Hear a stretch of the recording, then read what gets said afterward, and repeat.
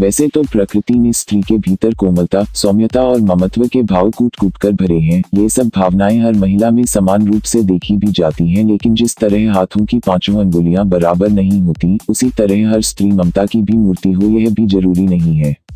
जिस तरह महिलाएं कुल की लाज बचाने का काम करती हैं, अपने नैतिक और सामाजिक आचरण को पवित्र रखती हैं, वहीं कुछ स्त्रियां ऐसी भी होती हैं जिनके कृत्य कुल के विनाश का कारण बनते हैं।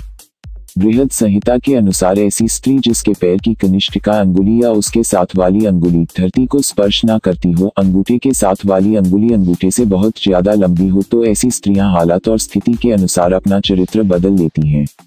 ऐसी महिलाएं अत्यधिक क्रोधी स्वभाव की होती हैं और उन पर नियंत्रण स्थापित करना बहुत कठिन होता है। इनके चरित्र पर विश्वास नहीं किया जा सकता। जिन महिलाओं के पैर का पिछला भाग काफी मोटा और उठाव लिए होता है, उस भाग की नसें उभरी होती हैं, ऐसी महिलाएं घर के लिए शुभ नहीं होती। इसके उलट अगर पांव का यह भाग मांसहीन, सूखा हो तो ऐसी महिला अपने जीवन में विभिन्न प्रकार के कष्टों का सामना करती है। स्त्री का पेट अगर घड़े की तरह होता है तो वह महिला ताउन गरीबी और दरिद्रता के हालातों से गुजरती है। पेट का अधिक लंबा गड्ढेदार होना भी अशुभ की ही निशानी है। ऐसी महिलाएं जिनका ललाट यानी माथा लंबा होता है तो वह अपने देवर के लिए अशुभ होती हैं। जिन महिलाओं का पेट लंबा होता है तो वे अपने ससुर, और जिनका कमर के नीचे का हिस्सा भारी होता है वह अपने पति के लिए अशुभ होती हैं। जिन महिलाओं के होठों के ऊपर वाले भाग में अधिक बाल होते हैं, जिनका कद बहुत लंबा होता है, तो ऐसी स्त्रियां अपने पति के लिए अशुभ साबित होती हैं। ऐसी स्त्रियां जिनके कानों में बहुत बाल होते हैं, उनका आकार असमान होता है, तो ऐसी स्त्रियां घर में क्लेश की वजह बनती हैं।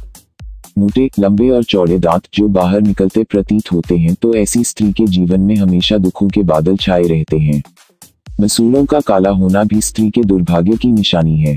जिस स्त्री की हथेली पर कोई ऐसा चिन्ह हो जो किसी मांसभक्षी पक्षी या पशु जैसे कौए, उल्लू, सांप, भेड़िया आदि की तरह दिखता हो, तो ऐसी स्त्रियां दूसरे के दुख का कारण बनती हैं।